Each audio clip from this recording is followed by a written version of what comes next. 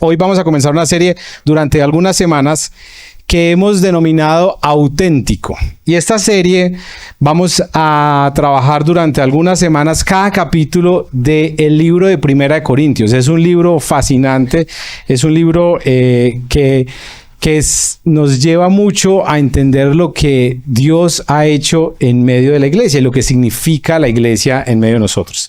Así que vamos a comenzar esta serie basada en este libro de Primera de Corintios. Y vamos a mirar cada semana en un capítulo una área, un tema de este libro. Sino que déjenme un segundito, yo me conecto acá. Es que alguien me desconectó el internet. Entonces no me carga la predicación. Si no, me toca ponerles a inventar ahí. Entonces, déjenme un segundo. Cada semana vamos a mirar un capítulo y durante estas semanas vamos a mirar temas de cada capítulo de esta carta tan bonita que es la carta de Primera de Corintios. ¿Listo?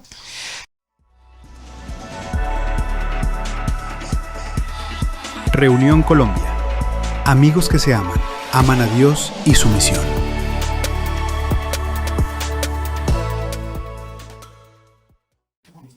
Pero quisiera antes de ir al texto de hoy, que es el capítulo 1, hablarles un poquito del contexto al cual Pablo le está escribiendo en la iglesia. Y antes de ir al texto de Corintios, algunas cosas que me llaman a mí la atención y que son muy similares a nuestra cultura actual y que de pronto nos llenan de orgullo a nosotros también. Y este es un pueblo, y por eso les preguntaba un poquitico del tema del orgullo, porque lo que hablamos acá era de alguna manera un orgullo de las cosas buenas, pero también el orgullo es malo. El sentir que no necesito de nadie, el sentir que yo soy mejor, el sentir que yo puedo hacerlo solo, es un orgullo que no proviene de Dios y que finalmente es el pecado del ser humano, el decir yo puedo solo, yo no necesito de Dios. Ese es el pecado original, el decir puedo ser independiente.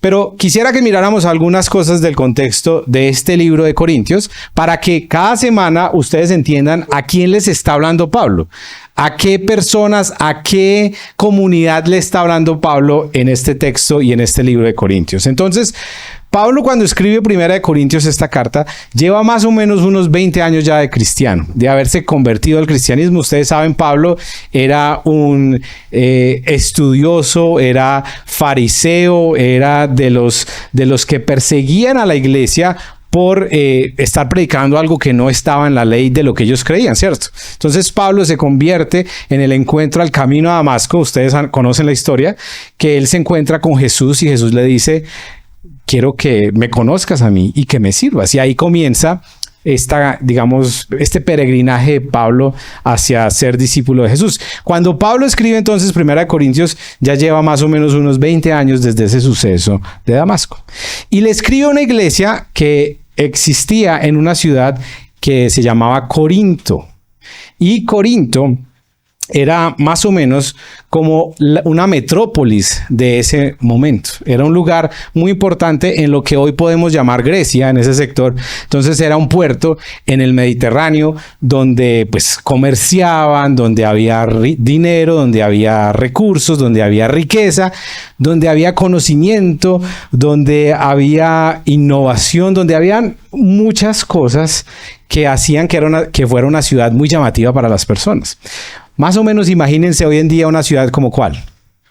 Piensen en Colombia, bueno, en Barranquilla, piense en Nueva York, piense en Miami, piense en Ciudad de México, en una ciudad grande donde todo el mundo diga, no, es que hay que ir allá porque allá es donde está Armenia también, allá es donde está la gente más inteligente, allá es donde está el conocimiento, allá es donde está la producción.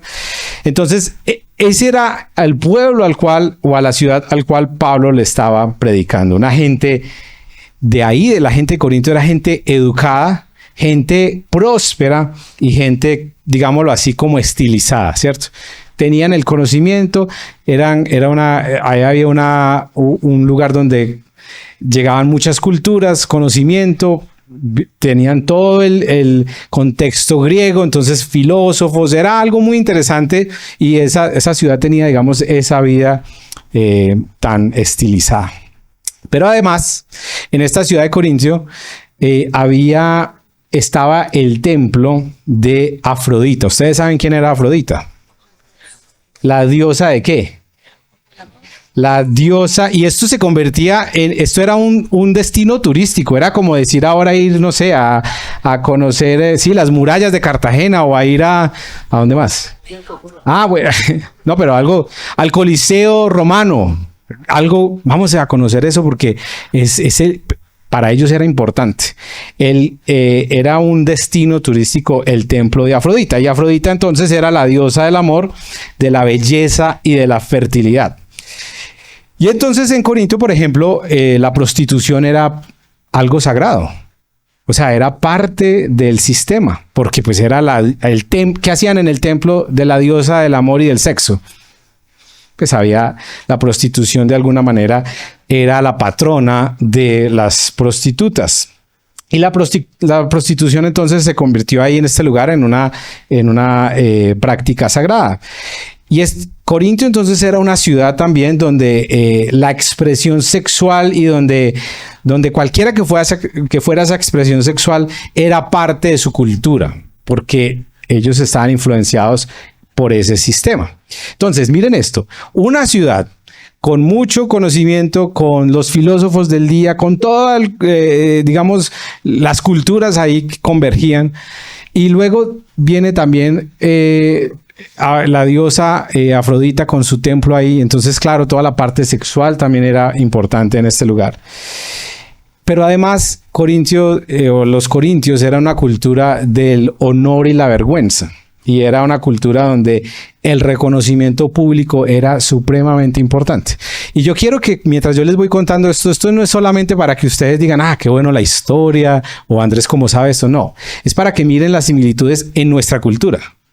Díganme si no somos muy parecidos a esa cultura, donde por ejemplo, somos tal vez la generación de toda la historia de la humanidad más educada, con más conocimiento, digámoslo así. Bueno, no sé si educada, pero al menos con más conocimiento, sí. Que tenemos al alcance todo el conocimiento, que podemos conocer muchas cosas en nuestros celulares. Yo sé que muchos de ustedes están ahí, por ejemplo, en su celular y están mirando quién es Afrodita, qué fue Afrodita, Corintios, si lo que yo estoy diciendo es verdad o no, porque esa es nuestra cultura, esa es parte de nuestra realidad, ¿sí o no?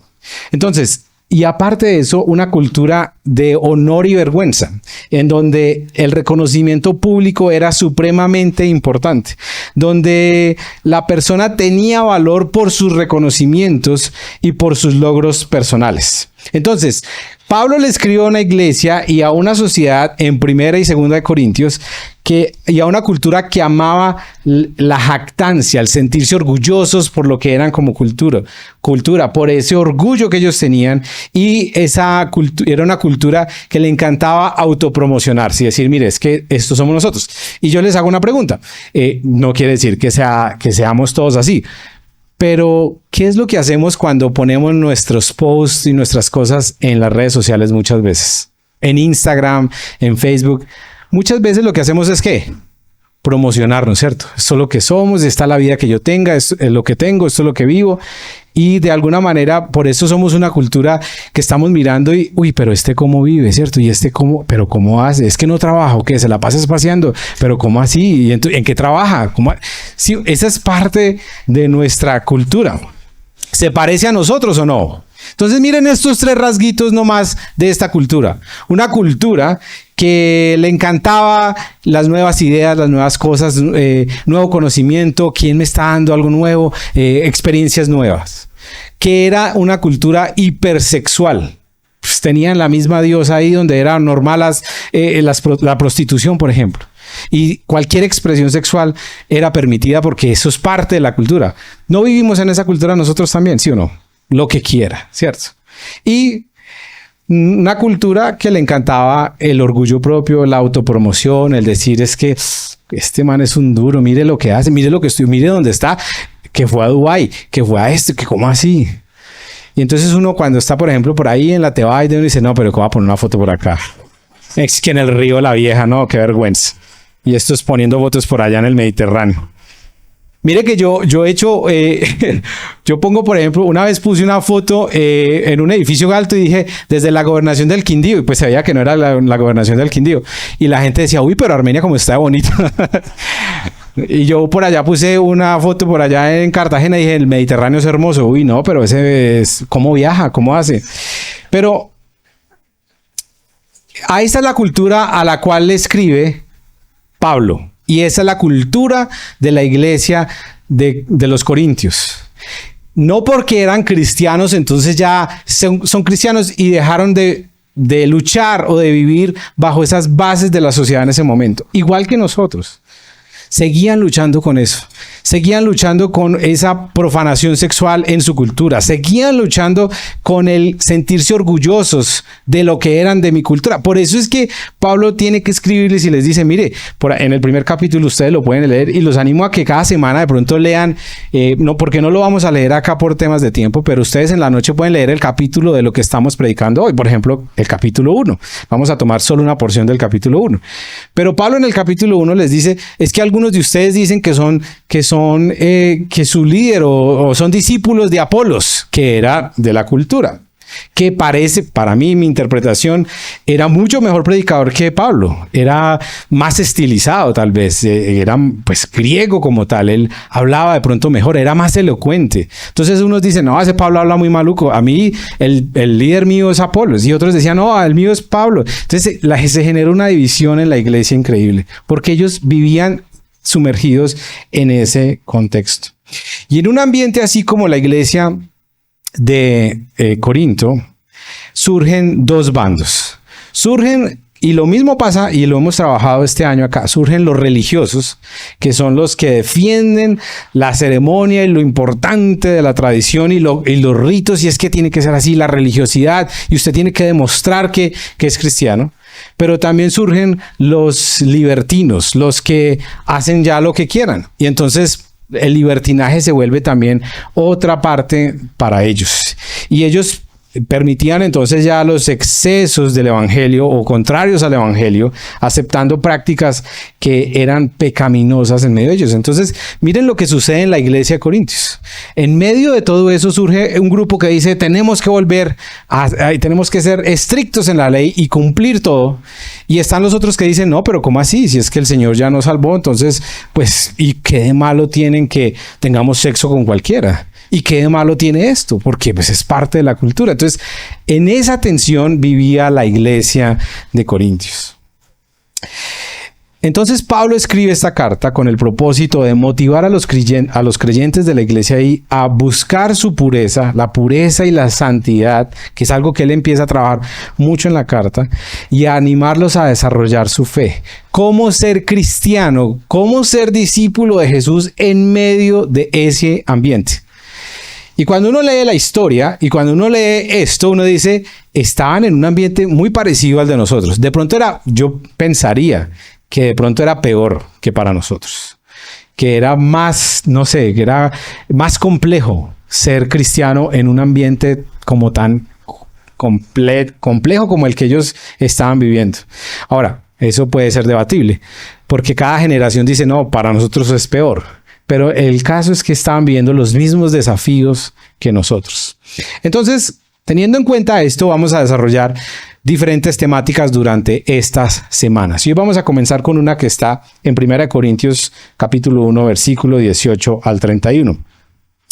Y con esta introducción que fue un poquito larga, vamos a leer el texto que está en el versículo 18. Y vamos a hablar de un tema que a todos nos toca en esta mañana. Versículo 18 dice, del capítulo 1, 1 Corintios. El mensaje de la cruz es una ridiculez para los que van rumbo a la destrucción, pero nosotros que vamos en camino a la salvación, sabemos que es el poder mismo de Dios. Como dicen las Escrituras, destruiré la sabiduría de los sabios y desecharé la inteligencia de los inteligentes. Así que, ¿dónde deja eso a los filósofos, a los estudiosos y a los especialistas en debates de este mundo? Dios ha hecho que la sabiduría de este mundo parezca una ridiculez, ya que Dios, en su sabiduría, se aseguró de que el mundo nunca lo conociera por medio de la sabiduría humana, Usó nuestra predicación ridícula para salvar a los que creen. ¿Por qué creen que Pablo menciona tantas veces esa ridiculez y que ridícula y que? Porque lo estaban cuestionando de que eso es una ridiculez lo que están enseñando, ¿cierto? Eso no tiene sentido. Para unos griegos, y él lo dice ahí, para unos griegos que le hablen de que el dueño del mundo, el creador, vino y se dejó matar. Eso no tiene sentido, porque ellos no lo entendían. Y él dice, y para los judíos que resucitó, peor. Eso también es una ridiculez para ellos. Entonces, dice en el versículo 22, es ridícula para los judíos que piden señales del cielo, y es ridícula para los griegos que buscan la sabiduría humana. Entonces, cuando predicamos que Cristo fue crucificado, los judíos se ofenden y los gentiles dicen que son puras tonterías. Sin embargo, para los que Dios llamó a la salvación, tanto judíos como gentiles, Cristo es el poder de Dios y la sabiduría de Dios. Ese plan ridículo de Dios es más sabio que el más sabio de los planes humanos, y la debilidad de Dios es más fuerte que la mayor fuerza humana. Recuerden, amados hermanos, que pocos de ustedes eran sabios a los ojos del mundo, o poderosos o ricos cuando Dios los llamó. En cambio, Dios eligió lo que el mundo considera ridículo para avergonzar a los que se creen sabios, y escogió cosas que no tienen poder para avergonzar a los poderosos. Dios escogió lo despreciado por el mundo, lo que se considera como nada, y lo usó para convertir en nada lo que el mundo considera importante. Como resultado, nadie puede jamás jactarse en presencia de Dios. Dios los ha unido a ustedes con Cristo Jesús. Dios hizo que Él fuera la sabiduría misma para nuestro beneficio. Cristo nos hizo justos ante Dios, nos hizo puros, santos y nos liberó del pecado. Por lo tanto, como dicen las Escrituras, si alguien quiere jactarse, que se jacte, o si alguien quiere enorgullecerse, que se enorgullezca solamente del Señor. Eso es yo la verdad esta mañana cuando leí ese capítulo dije, ¿yo por qué voy a predicar de esto? Esto está como complicado. Pero me llamó mucho la atención lo que Pablo habla en este texto. Y esto es una porción del capítulo. Por eso los animo a que lean el capítulo ustedes en sus casas.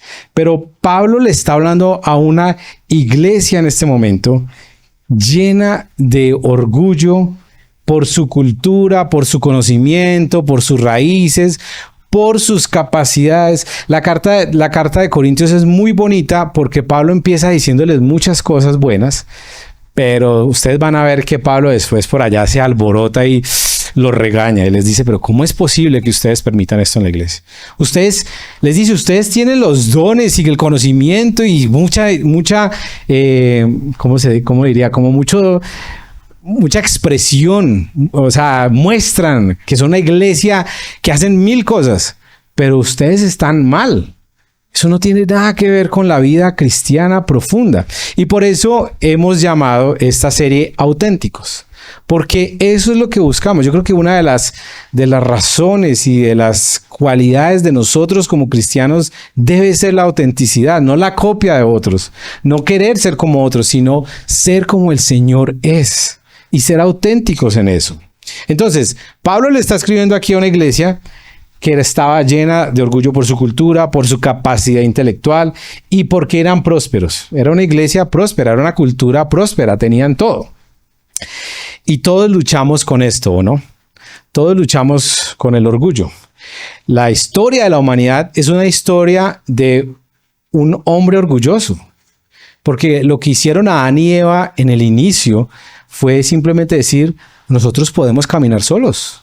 O sea, la tentación del diablo a Adán y Eva fue, ustedes no necesitan de Dios, ustedes mismos pueden ser dioses, ustedes pueden caminar sin Dios. ¿Y ellos qué dijeron? Sí, nosotros podemos. Y hemos vivido las consecuencias durante toda esta historia de humanidad de haber decidido decir, nosotros podemos solos, nosotros no necesitamos de Dios, nosotros somos iguales que el Creador. Y esa ha sido la lucha del ser humano a través de la historia. En eso se puede, digamos, sintetizar el problema del ser humano, el orgullo de decir, yo puedo solo, yo no necesito de Dios. Y yo creo que todos aquí luchamos con este punto del orgullo. Yo lucho mucho con el orgullo. En estos días estaba hablando con alguien No, yo no estaba hablando. Alguien me contó que estaba hablando con alguien de Dios o de cosas de la vida. Y le dijo, usted necesita de Dios, o sea, busque de Dios. Qué bueno, que es importante conocer de Jesús y creer en Dios. Y la persona le dijo, no, yo no necesito. Yo tengo todo. Tengo un buen trabajo. Vivo en un buen lugar. Porque la persona vive en Colombia. Entonces digo, no, yo vivo en un país hermoso. Tengo un muy buen trabajo. Tengo buena salud. Tengo todo. Yo no necesito. Le dijo así, yo no necesito de Dios. Y esa es la mentira que todos muchas veces nos creemos, ¿cierto? No, yo estoy bien. O sea, yo no necesito. Yo, pues, de Dios no.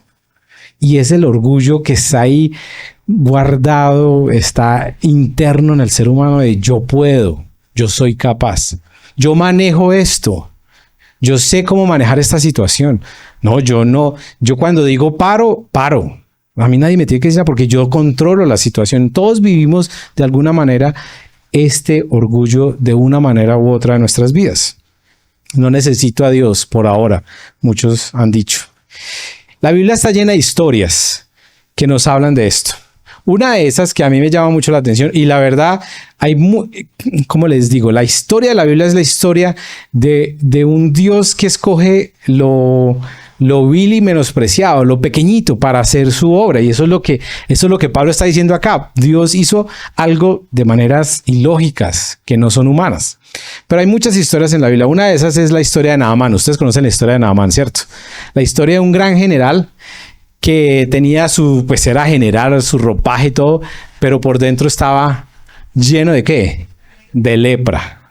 Y el hombre tapaba su lepra con su ropaje y con, su autoridad militar, ¿cierto? Y es una historia muy interesante que está en el Antiguo Testamento. Y él va porque él no era judío, él no era, de israelita, y le dicen, allá hay un profeta que lo puede sanar. Y él dice, ¿en serio? Un siervo le dice. Entonces él va donde el profeta y él espera que el profeta lo reciba con todo. El profeta ni le manda razones, dígale que se tire al agua, que se meta al río 7 veces y que salga y que el Señor lo va a sanar. Y el hombre se emberra que dijo, pero ¿cómo así? Y él dice ahí, no habrán ríos más grandes donde yo vivo para que me hagan tirar en este charco. Bueno, él no dice así, pero más o menos mi versión, en este charquito, en esta quebrada. Y él se va ofendido. No, pero además tenía que desnudarse delante de toda la gente. Entonces era una cosa vergonzosa porque él tapaba su lepra con eso. Y el siervo le dice, hermano, pero ¿qué pierde? Háganle. Y él decide quitarse todo eso y sumergirse 7 veces en el río Jordán y se sana de la lepra.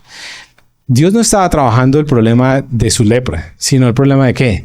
Del orgullo del corazón. Y eso muchas veces nos pasa a todos nosotros. Entonces, ¿qué es lo que está diciendo Pablo aquí? ¿Qué es el antídoto contra el orgullo? Pablo en este pedacito de Corintios nos dice, el orgullo y el antídoto del orgullo se reduce a una cosa y es la cruz. La cruz es el antídoto del orgullo del ser humano. ¿Por qué? Porque Dios no se da a conocer de las formas o de las maneras humanas. Miren lo que dice el versículo 21. En el versículo 21 Pablo dice, ya que Dios en su sabiduría se aseguró de que el mundo nunca lo conociera por medio de la sabiduría humana, usó nuestra predicación ridícula para salvar a los que creen. Esa es básicamente la esencia del evangelio, que Dios usó sus maneras, no las nuestras. Por eso es tan complicado. Por eso a veces es tan difícil a las personas decirles, pero no necesita nada, simplemente crean en Jesús. ¿Pero qué tengo que hacer? Yo me imagino que alguna cosa debo hacer. No, crean en Jesús y viva para Él. Pero entonces no hay ningún ritual que... No. Y ese era el problema de muchos judíos, que ellos creían que tenían que hacer algo para ganarse el favor de Dios. Dios se da a conocer de maneras que nosotros no nos imaginamos. Es más, Dios hace su plan de salvación a través de Jesús. O sea, este es el misterio de la encarnación, que lo vamos a ver más adelante, pero Dios decide hacerse humano. Eso es muy loco. Y aparte de eso, decide vivir una familia pobre, porque el Señor fue el único que podía decidir dónde nacer, ¿cierto? Y Él decide nacer en una familia pobre, en un lugar pobre. Él decide todo eso y eso es todo contradictorio, porque todo el mundo se esperaba un rey que llegara a hacer algo, a montar el imperio, y aparece Jesús, sencillo, humilde. Esa es la historia de la Biblia, que Dios se da a conocer de formas diferentes a nuestras formas humanas. ¿Ustedes se acuerdan cuando el profeta Samuel va a buscar al rey que iba a suceder a Saúl? ¿Se acuerdan? Y el Señor le dice, vaya, busquen la familia de tal. Y entonces él empieza a mirar los hermanos, tráigame los hijos suyos, los hijos de Isaí, ¿cierto? Y entonces empiezan a traerle el grande y él empieza, no, este tiene que ser, este está alto, y nada. Y le traen el más chiquito y dice, no, este no, y es ese. La historia de la Biblia es esa, que Dios no nos escogió, no escogió un pueblo por lo grande, por lo bueno, por lo santo. No, el pueblo de Israel es un pueblo insignificante, pequeño en la historia de la humanidad, pero Dios lo escogió para desarrollar su plan. Dios no se da a conocer de formas o maneras humanas. Lo segundo es que Dios usa los más insignificantes y despreciados para cumplir sus planes. Si no, mira a la persona que está a su lado. Mira lo insignificante que está. No, mentiras. No.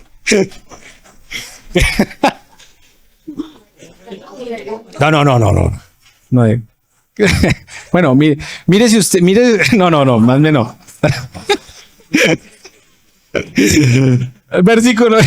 Versículo 28, mira lo que dice el versículo 28. Dice, Dios escogió lo despreciado por el mundo, lo que se considera como nada, y lo usó para convertir en nada lo que el mundo considera importante. Eso es hermoso. Dios usó lo más insignificante y lo más despreciado para cumplir sus planes. Esa es la historia de la Biblia. Si ustedes miran eso, esa es la historia de la Biblia. Uno, por ejemplo, se imagina, David, el rey David, eso tuvo que hacer una locura. David era un insignificante. Es más, era tan insignificante que el papá ni siquiera lo manda a llamar. O sea, sino que venga, el profeta le dice, usted no tiene otro hijo, mire a ver, revise bien. Ah, sí, por allá hay uno chiquitico, tráiganlo. Ese es el rey. La historia de la Biblia está llena de historias así. Gedeón, por ejemplo, mantenía llorando y asustado, y el Señor dice, con él vamos a derrotar a los filisteos. La historia de la Biblia es la historia de muchos insignificantes que Dios usó para sus planes, para su plan. Y esa es la realidad. Todos nosotros somos insignificantes en el sentido de que Dios nos usó no porque seamos los mejores. Los que estamos acá parados, los que predican, somos líderes de papel igual, como ustedes, como cualquiera, que el Señor usó por su misericordia. Esa es la realidad. Entonces nosotros a veces como seres humanos vemos un predicador o vemos a alguien y uno dice, se mantiene que ser un duro. Ese es un insignificante también que Dios usó para demostrarnos y demostrar a la humanidad que Él no usa y Él no se basa con los valores humanos. Entonces, Dios usa a los más insignificantes y despreciados para cumplir sus planes. Y por último, Dios hace que los misterios más grandes parezcan ridículos. Mire lo que dice el versículo 25. En el versículo 25 dice, ese plan ridículo de Dios es más sabio que el más sabio de los planes humanos, y la debilidad de Dios es más fuerte que la mayor fuerza humana. Dios hace que sus misterios más grandes parezcan ridículos a la sabiduría humana. Eso es lo que Pablo...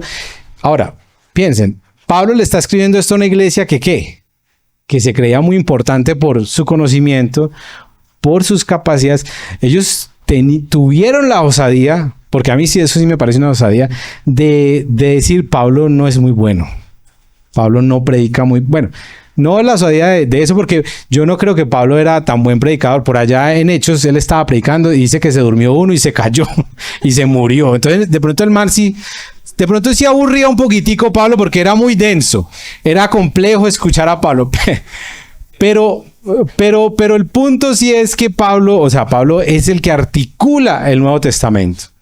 Pablo entiende lo que ningún otro de los discípulos en ese momento pudo entender. Mejor dicho, si no fuera por Pablo estaríamos fritos. porque Pablo fue el gran teólogo que puso las cosas como eran y nos hizo entender e hizo la conexión que los discípulos no pudieron hacer entre el Antiguo Testamento y el Nuevo Testamento. El Señor lo capacitó para eso. Y estos en Corintios dicen, no, ese Pablo no es tan bueno. Algunos creen que criticaban a Pablo porque hacía tiendas, carpas.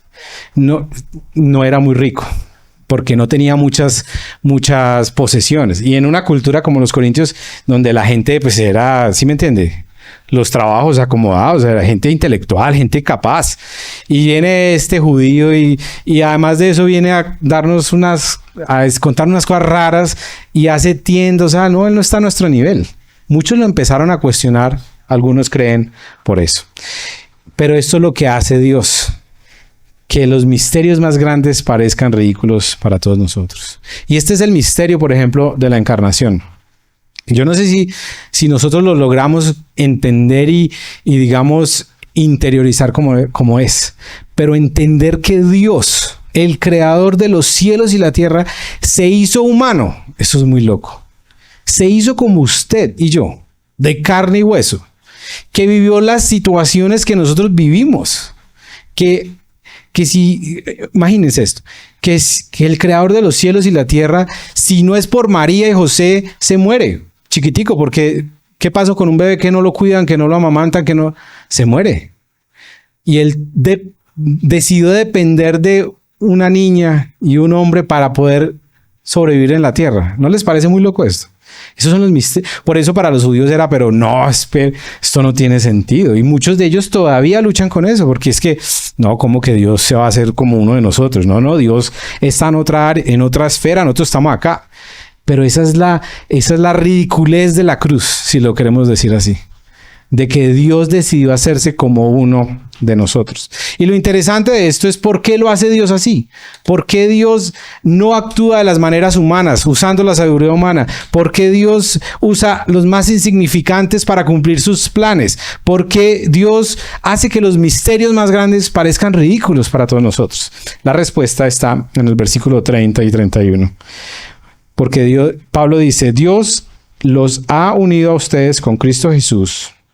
Dios hizo que Él fuera la sabiduría misma para nuestro beneficio. Cristo nos hizo justos ante Dios y nos hizo puros y santos y nos liberó del pecado. Miren lo que dice en el versículo 31. Por lo tanto, como dicen las Escrituras, si alguien quiere jactarse, que se jacte solamente del Señor. ¿Por qué lo hizo Dios? Para que nadie diga, es que es por mí. Fui yo el que permitió esto. Nadie. Esa es la historia de la Biblia. El Señor hizo todo y usó los más insignificantes para desarrollar su plan. Así que Pablo le está hablando a una comunidad que luchaba con el orgullo, que luchaba con su prepotencia, que luchaba con sentirse que ellos la tenían clara, que ellos sí sabían cómo hacer las cosas. Y Pablo les dice, no, ustedes también son de ese grupo que el Señor escogió. Y recuerden de dónde, porque les dice, acuérdense de dónde estaban, de dónde vienen ustedes. Y yo creo que hay muchos tipos de orgullos en nuestra vida con los cuales luchamos a diario, que opacan la cruz del Señor, que opacan la cruz de Jesús. Muchos vivimos con ese orgullo profesional. Es que yo soy tal. A mí me dicen doctor en tal parte. No, es que yo, hermano, yo llego y hablo y todo el mundo. El orgullo profesional empieza a volverse un problema en nuestra vida. Pero también el orgullo económico. Cuando usted ya dice, no, es que yo ya tengo plata, ¿cierto? Yo ya, lo que yo diga la gente lo cumple porque si no, yo ya tengo los recursos. Y vivimos en una sociedad como esta, ¿no? Donde aquí hasta la secretaria hay que decirle doctora. Yo me acuerdo que yo trabajé en un lugar donde a todo el mundo tenían que decirle doctores. Y eso a mí me parecía como, ¿pero por qué? El orgullo profesional, el orgullo económico, el orgullo moral, el que es que yo soy mejor persona. Yo soy buena persona.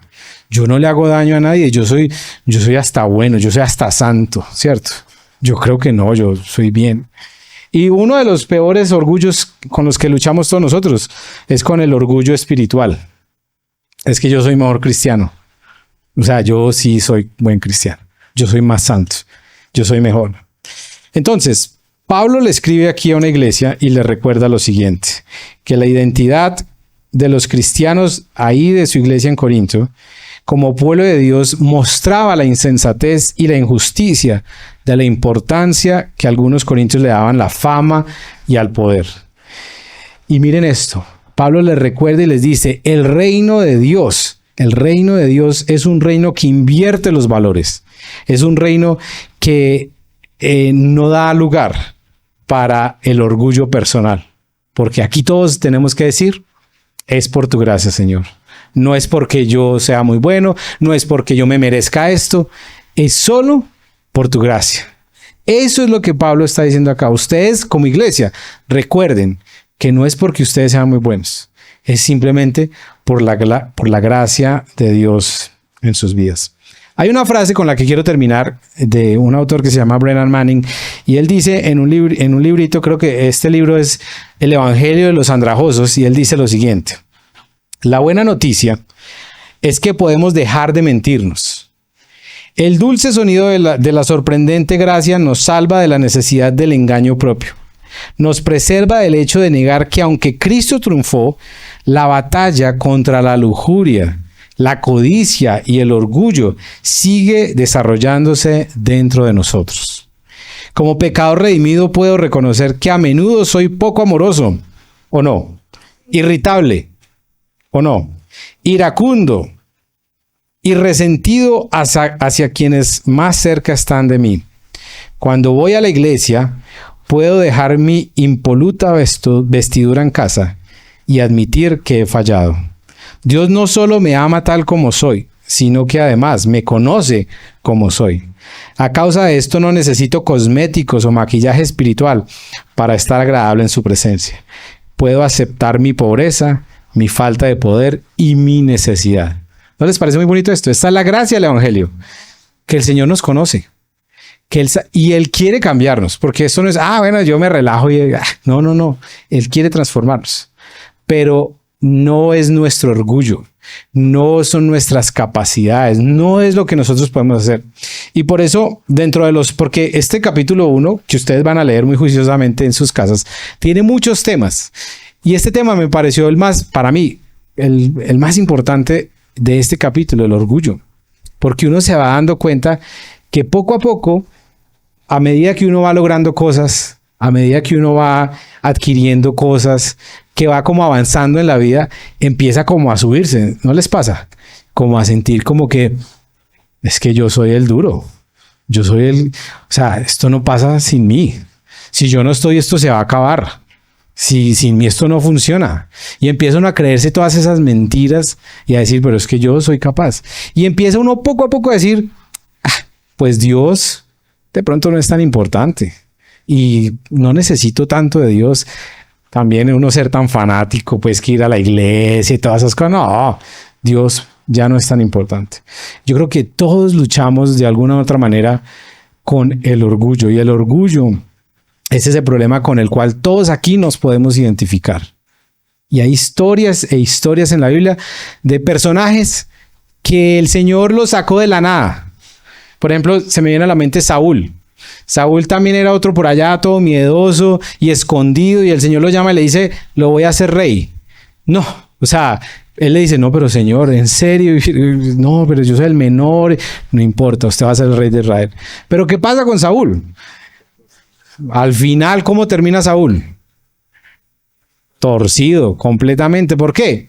Porque se las creyó, porque él dijo, no, es que soy yo.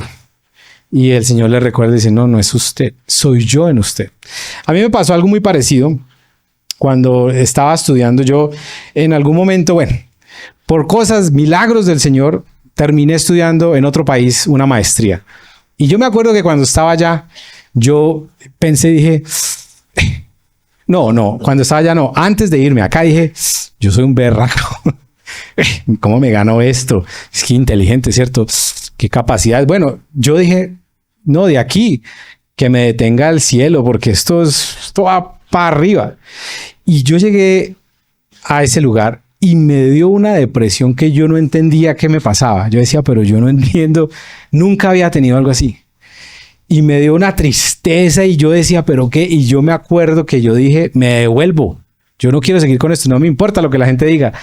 Si no es por Alejandra, me hubiera devuelto.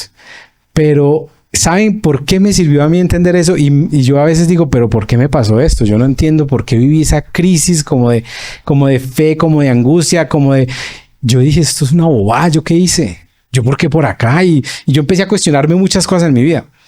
Después pasó el tiempo y entendí que el Señor ahí me enseñó esto. Me dijo, usted no está acá porque usted sea muy bueno. Usted no está acá porque usted sea muy inteligente. Usted está acá por mi gracia. Y con esa situación entendí lo frágil que era. Miren, es una cosa muy loca, pero yo me di cuenta en ese momento que yo soy tan susceptible a unas... Yo no sé si esto sea una bobada, pero para mí es una bobada. Yo soy tan susceptible a no recibir el sol, que si yo no recibo el sol varios días, yo me deprimo. ¿Ustedes no les pasa eso? No. Yo digo, pero esto es una cosa pendeja, pienso yo. No. Esto es una... No, pero es científica, es científica. No, yo sé. Pero ¿ustedes creen que o es una cuestión psicológica y científica, sí. Pero les digo la verdad, yo decía, no, a mí qué me va a afectar que no salga el sol. No, eso nada. Me di cuenta que soy más frágil de lo que pensaba. Yo pensé que era muy fuerte. Y allá, por eso, en esta época que estaba haciendo mucho frío, cuando medio salía el sol, yo me paraba en el solecito un momentico ahí como un gallinazo. A que me diera el sol porque, por ejemplo, a mí eso me afecta. Una cosa como es, y yo conozco personas que dicen, no, eso no es nada, pero a mí, o sea, ¿qué entendí yo con esa situación? Que el Señor me dijo, usted es muy frágil, usted es más frágil de lo que usted piensa, y usted nada lo que tiene es por usted, es por mi gracia en su vida. Pero a veces uno empieza a decir, pero es que yo me lo merezco, ¿cierto? No, es que mire que yo soy muy bueno, a mí es que yo soy capaz, es que además yo estoy preparado para esto. Y el Señor una y otra vez nos tiene que recordar, no deje que el orgullo crezca en su vida. Así que les voy a dejar el reto de esta semana.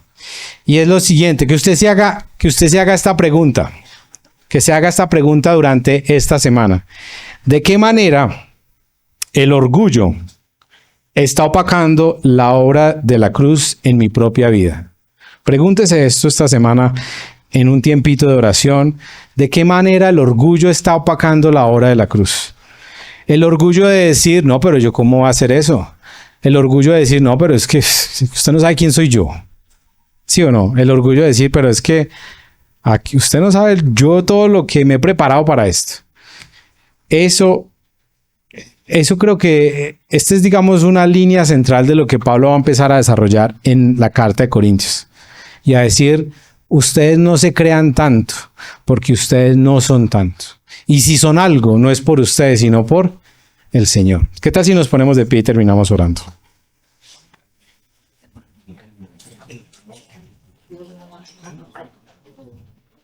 Y quiero invitarlos para que ahí terminemos poniendo nuestras vidas delante del Señor. Y ahí donde usted está le diga, Señor, ¿qué cosas en mi vida están opacando la cruz? Tal vez mi trabajo, tal vez mi profesión, tal vez, no sé, algo que pueda estar impidiendo que pueda reconocer la obra de la cruz en mi vida, la obra tuya, Jesús. Señor, muchos de nosotros hemos tal vez en algunos momentos de nuestra vida hemos dicho lo que dijo esta muchacha hace algunos días. Yo no necesito de Dios, yo tengo todo. Tengo un buen trabajo, tengo una buena vida. Por ahora no necesito de Dios. Señor, pero hoy estamos acá y reconocemos que te necesitamos. Que sin ti no somos nada. Y si tal vez usted está acá por primera vez o apenas está conociendo y quiere decirle ahí al Señor, Señor, yo quiero conocerte, yo te necesito. Yo necesito más de ti. Me doy cuenta que no soy capaz en mis fuerzas. Me doy cuenta que el orgullo fue ese pecado que cometieron Adán y Eva de decir, podemos caminar sin Dios. Nosotros podemos ser Dios también. Nosotros podemos hacer lo que Dios hace. No necesitamos de Dios. Pero hoy reconocemos, Señor, que te necesitamos, Señor. que en medio de las luchas, de las dificultades, de los problemas de nuestro carácter, de los problemas que tenemos, Señor, tu gracia la necesitamos. Necesitamos la gracia para vivir. Señor, y hoy queremos en esta mañana mirar la cruz, mirarte a ti, Señor, y reconocer nuestra necesidad. Por eso el Señor dice que bienaventurados los que reconocen que necesitan de Dios, los pobres de espíritu, que reconocen que no son capaces solos. Señor, hoy aquí en este lugar reconocemos que te necesitamos. Ahí donde está, dígale: Señor, reconozco que te necesito en mi vida. Señor, no soy tan bueno como pensaba. No soy el que muchos creen que soy. Tú me conoces, tú conoces lo más profundo de mi corazón. Y tú sabes la gran necesidad que tengo de ti, Señor. Padre, oramos que en este camino que vamos a emprender, en esta carta de Corintios, Señor, podamos caminar y entender lo que tú quieres decirnos como iglesia.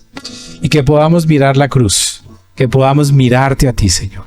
Hoy terminamos esta reunión, Señor, mirándote a ti. Y oro que esta semana tú nos permitas caminar la vida mirando la cruz, mirando nuestra necesidad de ti, Señor. En el nombre de Jesús.